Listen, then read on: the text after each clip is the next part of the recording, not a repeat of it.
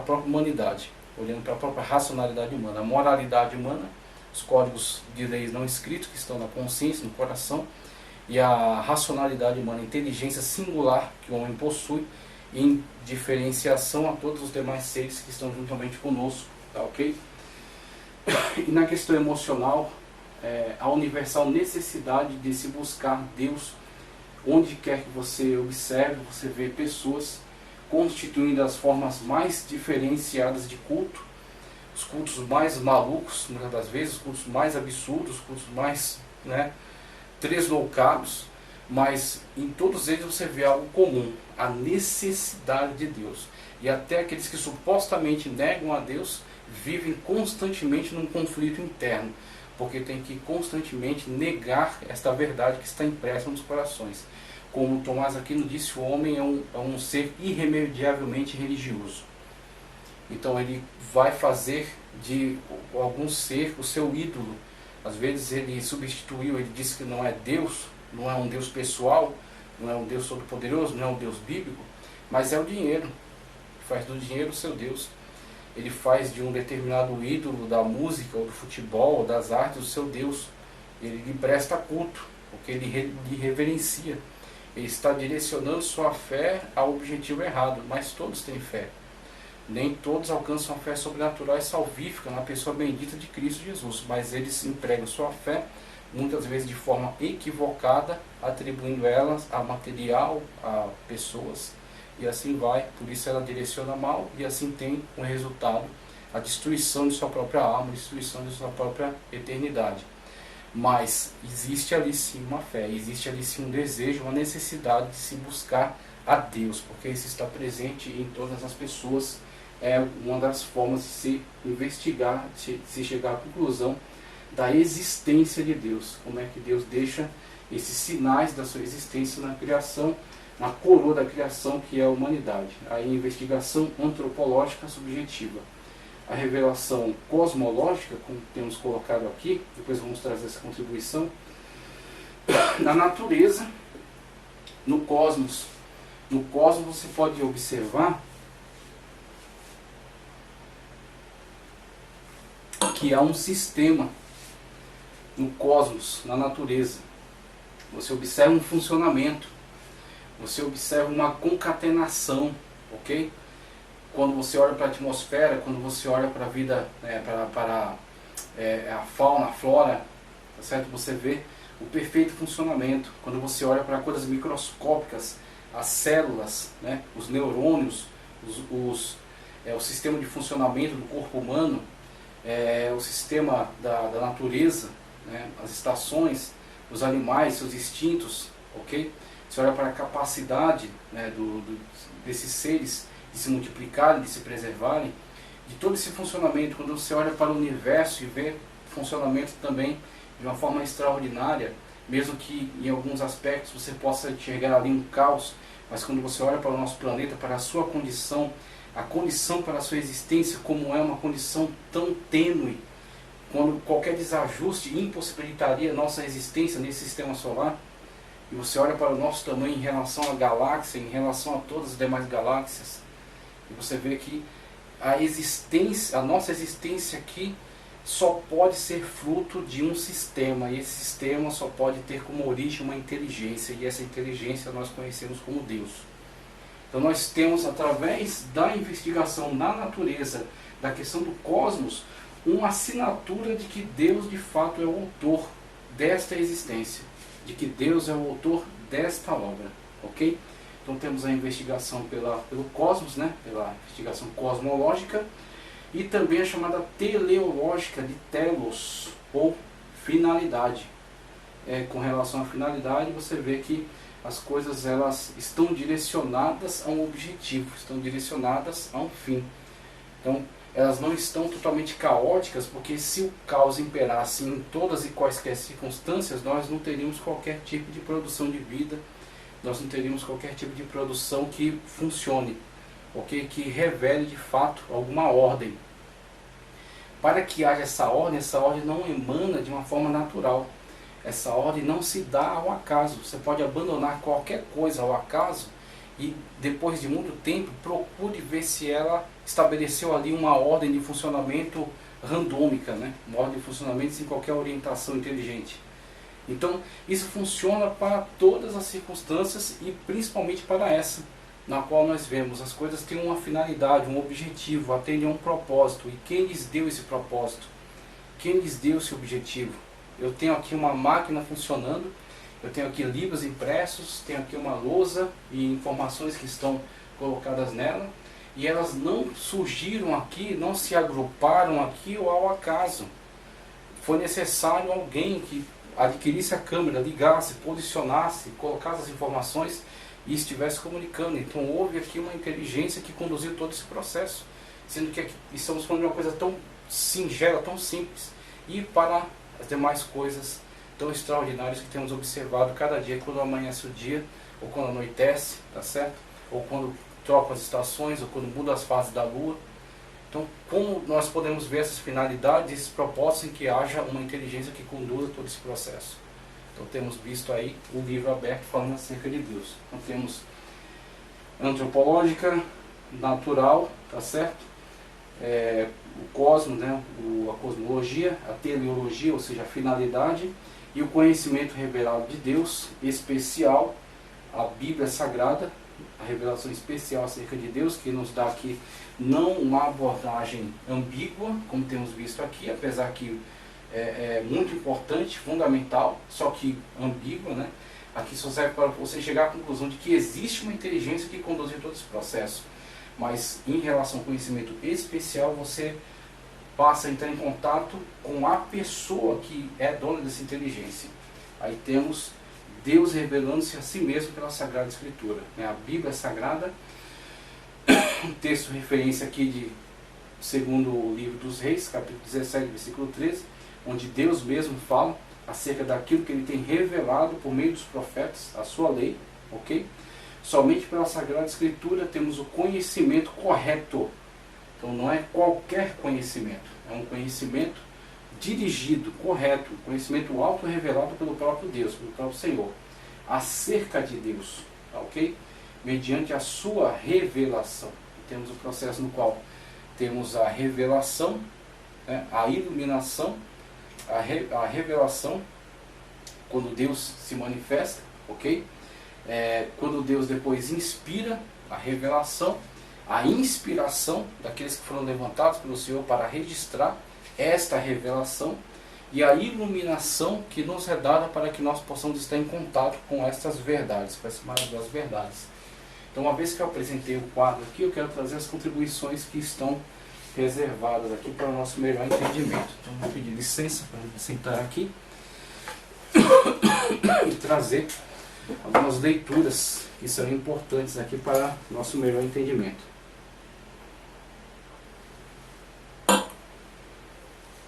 Então, primeiramente, essa referência aqui que está relacionada ao estudo acerca de Deus, né? Principalmente o estudo estrito da teontologia. Eu quero trazer aqui Rodiger, tá ok? Deixa eu ver se está pegando ali na gravação. Aqui, o livro de Rodiger, ok? Esboços de Teologia, de Rodiger. A editora Publicações Evangélicas Selecionada, PES, Publicações Evangélicas Selecionada, Arquibaldi Alexander Rodiger, ok? Na página 30 do livro Esboços de Teologia. Então, a primeira contribuição acerca da teologia. Vamos ver o que diz Rodiger. Qual a distinção entre uma definição nominal e uma definição real? Qual a verdadeira definição do termo Deus? Uma definição nominal explica simplesmente o significado do termo usado, ok? Então, basicamente, o significado do termo usado, sem maiores especificidades. Então, primeiramente, do básico, né? E uma definição real explica a natureza daquilo que se aplica ao termo usado. Então, primeiro, em relação ao próprio termo, tá certo? Onde tem origem, por que foi empregado, tá ok? E depois, acerca do porquê, né? O objetivo para o qual foi empregado esse termo. Então, ele diz aqui, uma definição nominal explica, isso aqui eu já vi, a derivação da palavra Deus, Só um minuto. A derivação da palavra Deus em português e latim, theos, em grego, né? O theos, tem sido comumente atribuída ao sânscrito div. Então ele diz que pode-se buscar o origem no sânscrito, né? Existe inclusive a teoria indo-europeia, né? Teoria indo-europeia, que diz que na verdade houve uma grande migração e assim você pode observar um grande tronco linguístico que unifica tanto a língua ariana, sânscrita, grega, romena e por aí vai, né? Que deu origem aí a todos esses troncos linguísticos. É uma teoria. Então, por isso que ele pode até relacionar o sânscrito, né? Div, dar luz. Mas Curtis, Kremer e outros derivam de tes, em tessastai, implorar. Theos é aquele a quem se faz oração. Então, no sentido de implorar, ou seja, aquele a quem se implora, né? Aquele a quem se faz oração. A palavra Deus é muitas vezes usada em sentido panteísta. Aí você tem a questão mais ambígua. Por isso que o nome Deus é um tanto ambíguo, ok? Então nós temos aí o termo Deus, que é empregado em diversas culturas, né, para diversas situações. Não falando, às vezes, especificamente acerca do Deus bíblico, né? Do Deus que se revelou pela Sagrada Escritura, do único Deus, do verdadeiro Deus, mas falando ambiguamente acerca de Deus, ok? É isso que ele está trazendo aqui. Panteísta vai significar a base impessoal, inconsistente de toda a existência, e por muitos para designar uma causa primária desconhecida e que não pode conhecer do mundo existente. É por isso que tantos especuladores que negam real ou virtualmente a existência de Deus, da cristandade, assim mesmo repudiam indignados o nome ateístas, por admitirem a existência de uma substância que existe por si. Então, muitas das vezes eles não admitem as definições que são encontradas na Sagrada Escritura acerca de Deus, da revelação de Deus na Bíblia Sagrada, mas por outro lado negam, não admitem serem chamados de ateístas, porque de fato chegam à conclusão de que existe sim uma inteligência, existe sim um Criador, mas que não necessariamente ele esteja em interação com a humanidade. Aí nós vamos ver, por exemplo, mais à frente, alguns conceitos que falam acerca de Deus, por exemplo, os deístas, ok? Veremos os deístas,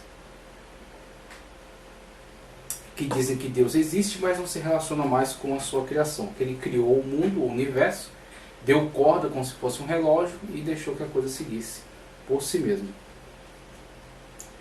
Seguindo aqui, é por isso que tantos especuladores que negam real ou virtualmente a existência de Deus, da cristandade, assim mesmo repudiam indignados os nomes ateístas, que por admitirem a existência de uma substância que existe por si, ou de uma causa primária, a que dão o nome Deus,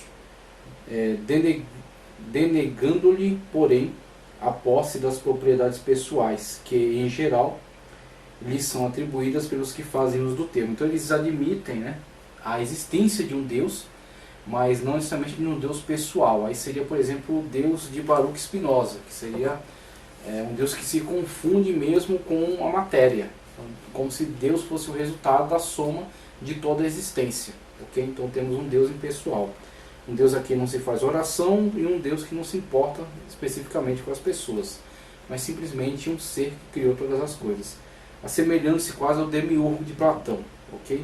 Então podemos ver isso aí mais tarde.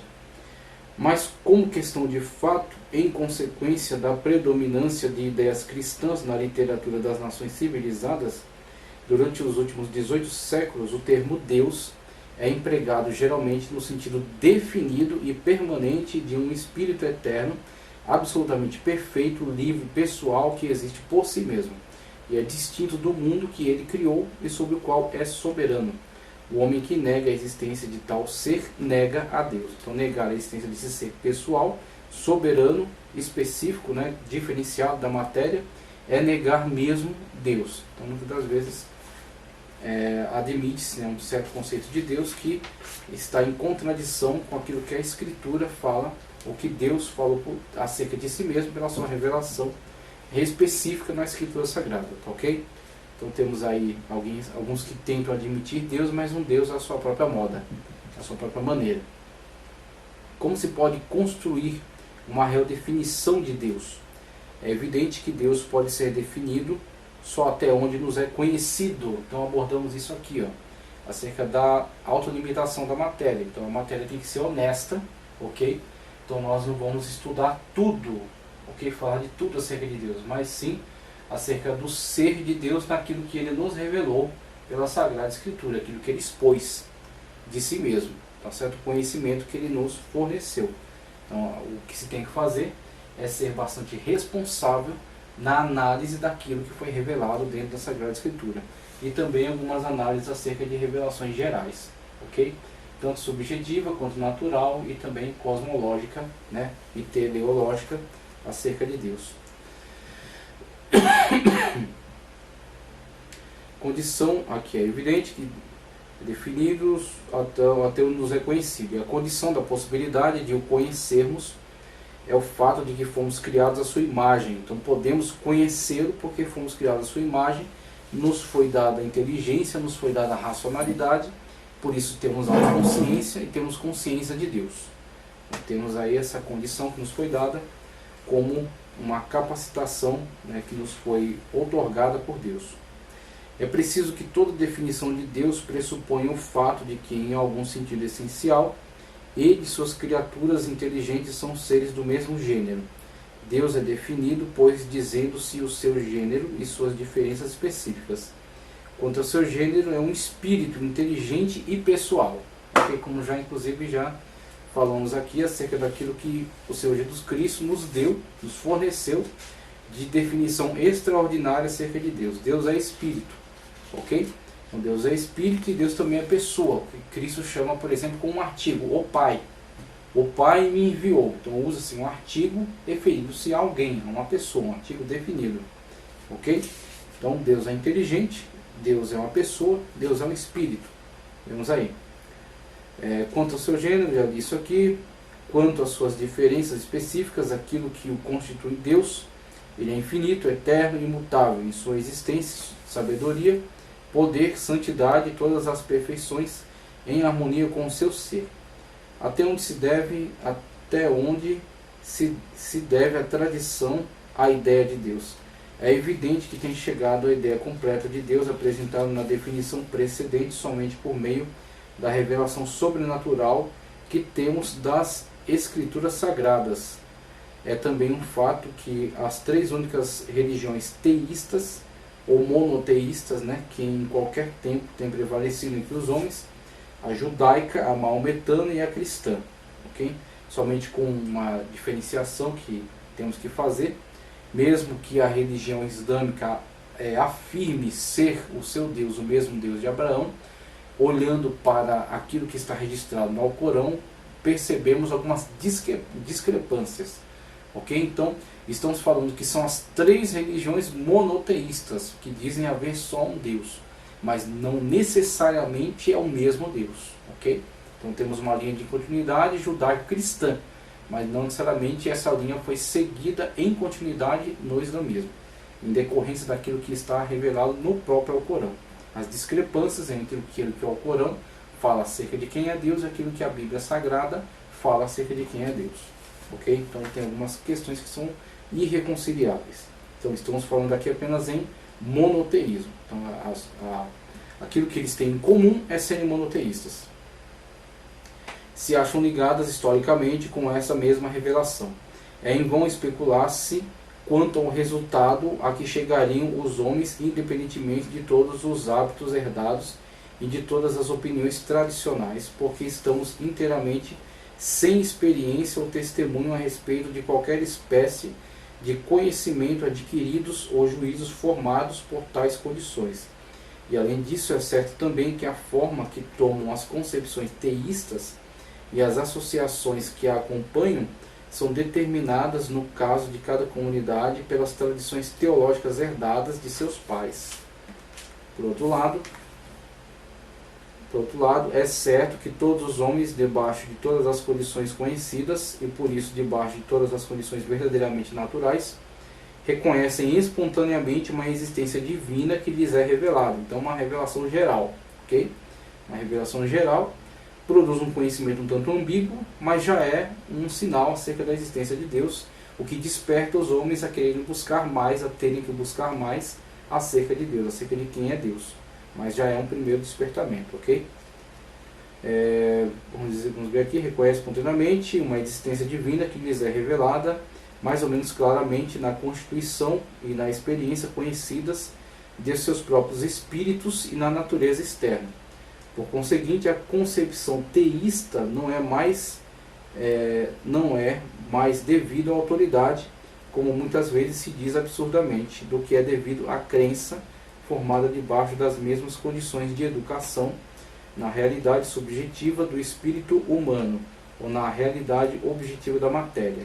A existência de Deus, auto-manifesto, é reconhecida espontânea e universalmente. Então, em vez de entrar pelo caminho de se definir que é uma imposição tradicional de um determinado grupo, precisa-se ser honesto e ver que há um interesse universal por se buscar acerca de Deus. O que temos de específico é que a Bíblia Sagrada, ela, na sua declaração, afirma ser uma autorrevelação de Deus. Que Deus inspirou estes homens para falar acerca de si mesmo. Mas não é apenas a Bíblia Sagrada que fala acerca de Deus, mas é um interesse universal. É um interesse universal em torno de se buscar a Deus. Universalmente, o que é uma prova evidente de serem claras e presentes em toda parte as provas de sua existência. Então as pessoas chegam a essa conclusão, muitas das vezes, por simples observação. Por simples observação da natureza e dos fenômenos. Eles chegam à conclusão de que há uma inteligência, certo? A inteligência é essa que chamamos Deus. E serem convincentes para todos os homens desenvolvidos normalmente. Seria inata a ideia de Deus? Olha só. Seria uma verdade intuitiva? As respostas dependem do sentido em que tomamos os termos respectivos. É evidente que não há ideias inatas, no sentido de ter nascido criança com a concepção de ser divino, ou qualquer outra já formada na sua mente. É certo também que a mente humana, quando desenvolvida em condições puramente naturais e na ausência de toda revelação sobrenatural, nunca pode chegar a uma concepção adequada da natureza divina. Por outro lado, porém, toda a história prova que a ideia de Deus é inata, no sentido de que as faculdades constitucionais do espírito humano são tais que, em todas as condições naturais, chegam ao conhecimento mais ou menos claro de Deus, como a causa primária de toda a existência e como o Senhor da consciência auto-manifestado na alma do mundo. É inata por serem as provas da existência divina presentes tão universalmente como é a luz do dia, e por ser constitucional o processo pelo qual se empreendem essas provas. Se tomamos o termo intuição no sentido estrito de visão direta de uma verdade, visto que a sua própria luz como verdade necessária por um ato intelectual que é impossível resolver em processos de pensar mais elementares. Nesse caso, a existência de Deus não é uma verdade aprendida intuitivamente pelos homens. O processo pelo qual chegamos ao conhecimento da verdade, quer espontaneamente, quer por meio de raciocínio elaborado, abrange como elementos muitas intuições indubitáveis, mas ninguém apreende Deus mesmo por uma intuição direta. Por quê? 1. Ainda que o reconhecimento da existência divina seja necessário no sentido de ser de uma verdade aceita pela grande maioria dos homens, que não podem deixar de crer nela, mesmo quando querem, e embora ninguém possa deixar de crer nela sem que faça violência à sua natureza, aí onde há a negativa, o ateísmo, uma violência contra a sua própria natureza, contudo não é uma verdade necessária no sentido de não se poder conceber a não existência de Deus. Muito bem. Então, nessas características temos, não é apenas intuitiva, como também não é apenas inata. Então, o conhecimento inato não conduz a um entendimento perfeito acerca de Deus, mas existe no homem algo inato que o desperta ao interesse, à curiosidade, à necessidade de se buscar a Deus. Então, esse desejo é inato. Você vê universalmente presente em todos os homens. E isso em decorrência do testemunho que a natureza lhes presta. Ok? Agora chegará um conhecimento perfeito através da revelação.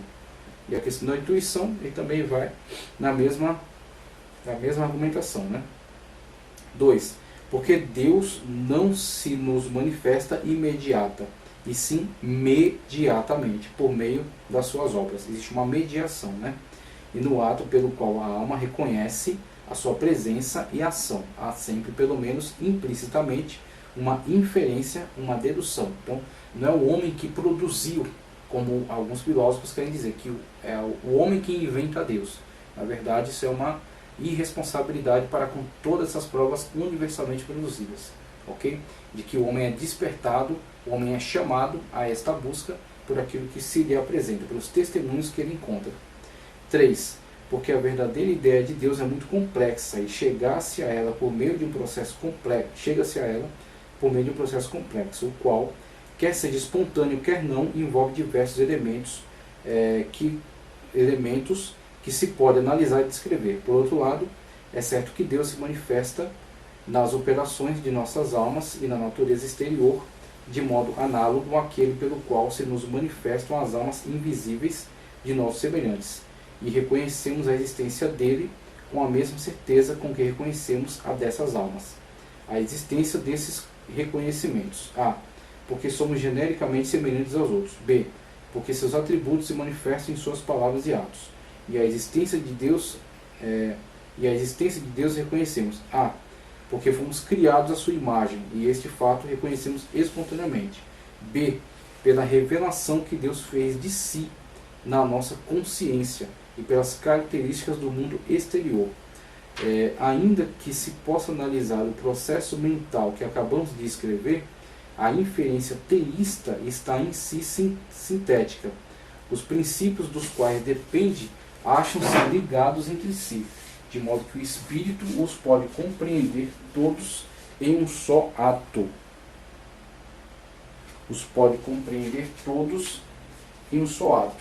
E inclui e aplica todos eles necessariamente na sua apreensão de Deus.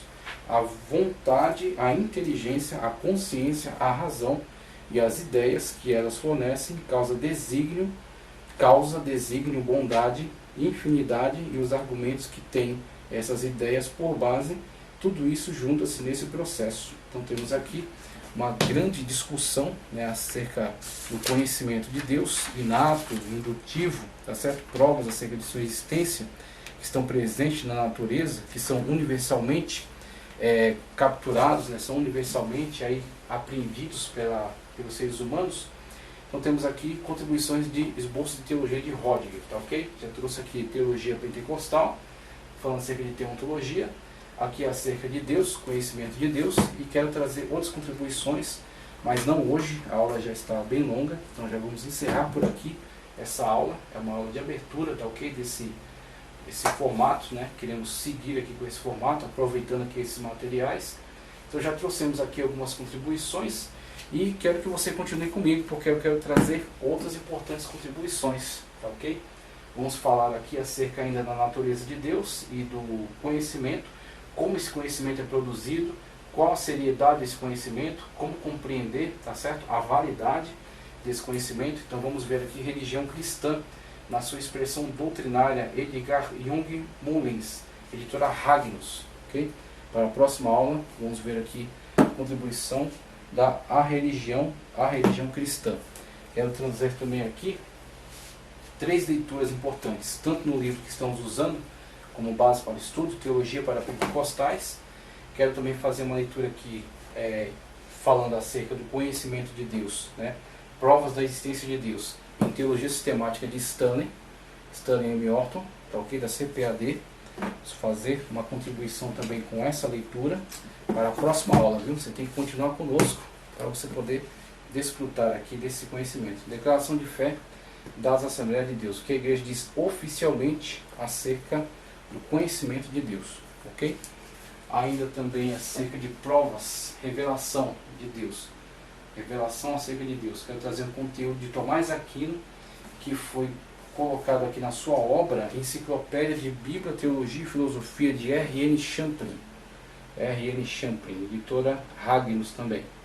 Vamos trazer aqui conteúdo de R.L. Champlin, acerca do que Tomás Aquino diz sobre o conhecimento e a necessidade da existência de Deus. Ainda sobre argumento cosmológico, tá ok? Subjetivo natural, natural cosmológico, acerca do cosmos, com aquilo que a ciência séria, a ciência não ideológica, ok? A ciência não comprometida com determinado viés, determinada bandeira ideológica, o que ela tem produzido. E aí temos Ralph Owen Caster, examine as evidências. Ralph Owen Caster, examine as evidências, que ele vai nos demonstrar aqui, por meio de investigação científica séria da natureza, aquilo que demonstra a presença, a necessidade da inteligência de Deus em toda a condução desse processo. E quero fechar aqui a contribuição desta aula, que vai para a próxima, tá? Essa aula aqui ficaria muito cansativo. Então chegamos aqui ao argumento especial e vamos fazer um apanhado aqui da importância desses demais argumentos que têm contribuído para o nosso conhecimento, para o nosso estudo, né, teontológico, né, nosso estudo acerca de Deus. Por isso quero fazer uma leitura aqui em Filosofia e Cosmovisão Cristã. Filosofia e Cosmovisão Cristã, J.P. Moreland e William Lane Craig, da editora Vida Nova. Então, aqui um apanhado geral sobre o que esses argumentos ajudam, fortalecem no conhecimento acerca de Deus. Então quero agradecer a todos vocês que têm continuado comigo ao longo dessa jornada, também nessa aula. Se você gostou, curte, compartilha, inscreva-se no canal, já estamos em 2.080 inscritos, vamos mais, vamos chegar além, tá ok? Continuo orando pela minha vida e que o Senhor continue abençoando poderosamente todos vocês, em o nome do Senhor Jesus. Muito obrigado.